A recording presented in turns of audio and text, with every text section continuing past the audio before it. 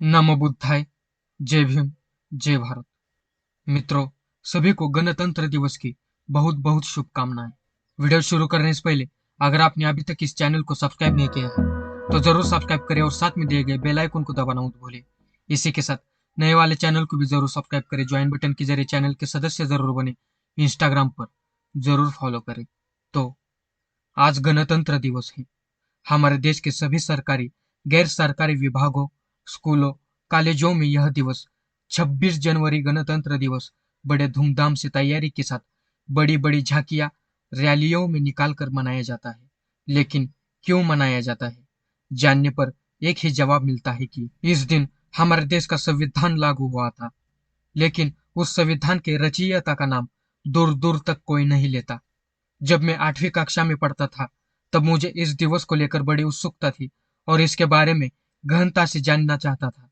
उस समय मैंने भारतीय इतिहास को पढ़ना जरूरी समझा। मेरे सामने एक नाम डॉक्टर बी.आर. अम्बेडकर आ रहा था।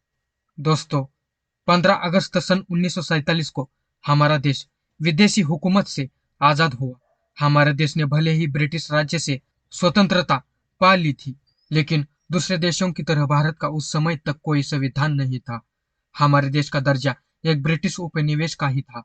यहाँ अंग्रेजों का आधिपत्य समाप्त नहीं हुआ था। सारे कानून अंग्रेजों के थे।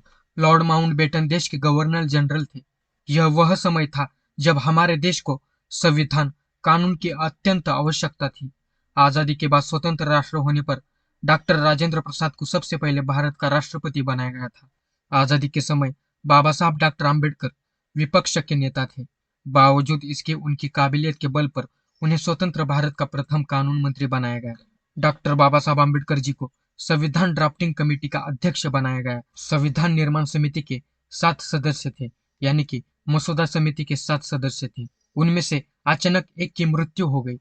एक सदस्य अमेरिका में जाकर रहने लगे और एक सदस्य ऐसे जिनको सरकारी कामकाज से ही अवकाश नहीं मिल पाया था। इनके अतिरिक्त 2 सदस्य ऐसे थे जो अपना स्वास्थ्य ठीक न रहने के कारण वे सदा दिल्ली से बाहर रहते थे। डॉक्टर बाबा साहब आम्बेडकर जी एक ऐसे सदस्य थे जिन्होंने अपने कंधों पर ही संविधान निर्माण का कार्यभार संभाला था। डॉक्टर राजेंद्र प्रसाद ने कहा, डॉक्टर बाबा साहब आम्बेडकर जी अस्वस्थ थे, फिर भी बड़ी लगन, मगन व मेहनत से काम किया। वे सचमुच बधाई के पात्र हैं। ऐसा संविधान शायद दूसरा कोई नहीं बना पाता। इस देश को संविधान देने के लिए बाबा साहब को कई कठिनाइयों का सामना करना पड़ा था। उस वक्त उनका स्वास्थ्य बहुत ही खराब हो चुका था। संविधान लिखते वक्त ही उन्हें कई बीमारियों ने जकड़ लिया था। देश के हित के लिए दिन रात मेहनत करने वाले बाबा साहब अपने स्वास्थ्य का खासा ध्यान नहीं रख पा रहे थे। ऐसे में दुनिया के सबसे बड़े लोकतांत्रिक राष्ट्र के लिए दुनिया का सबसे बड़ा संविधान तैयार किया, जिसे तैयार करने के लिए 2 वर्ष 11 महीने और 18 दिन लगे थे। बाबा साहब ने दुनिया के सभी राज्य घटनाओं का अध्ययन किया था। हम में से कितने लोगों ने हमारे संविधान का अध्ययन किया हुआ है? मुझे कमेंट करके जरूर बताना। डॉक्टर बाबा साहब आम्बेडकर जी एक अत्यंत प्रखर देशभक्त, कानूनविद, अर्थशास्त्री, समाजशास्त्री, वक्ता, दार्शनिक और प्रबल राष्ट्रवादी विचारक थे। जिंदगी के आखिरी पलों तक बाबा साहब मनुष्य के मध्य समता, समानता सूत्रपात करने, लहर प्रवाहित करने में लगे रहे। 26 जनवरी सन 1950 के दिन यह नया संविधान भारतीय जनता पर लागू किया गया। संविधान प्रारूप समिति की बैठकें 114 दिन तक चली। संविधान निर्माण में 2 वर्ष 11 महीने 18 दिन का समय लगा। संविधान निर्माण कार्य पर कुल 63,96,729 रुपयों का खर्च आया।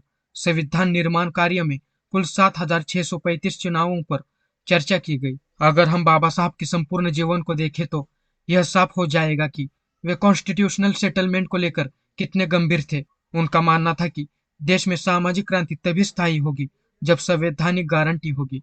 वे संविधान के जरिए देश में समानता स्थापित करना चाहते थे। वे चाहते थे कि भारत में असमानता खत्म हो और समानता आए और लोगों को उनका फंडामेंटल राइट मिले। संवैधानिक तौर पर भारत में जाति और वर्ण जैसी व्यवस्था और मनुस्मृति के तहत बनाए गए कानून का खत्म होने का वक्त आ गया था। ज्योतिबा फुले, शाहू महाराज, गाडगे बाबा, पेरियार और बाबा साहब डॉक्टर आम्बेडकर के माध्यम से जो सामाजिक क्रांति आई थी, उसे एक पहचान चाहिए थी। इसके लिए भारत में एक संविधान की जरूरत थी। हालांकि यह कहना ज्यादा सही होगा कि भारत में राजनीतिक क्रांति की बजाय सामाजिक क्रांति की वजह से संविधान बना है, क्योंकि जो लोग राजनीतिक क्रांति से सक्रिय थे वे नहीं चाहते थे कि भारत में संविधान हो।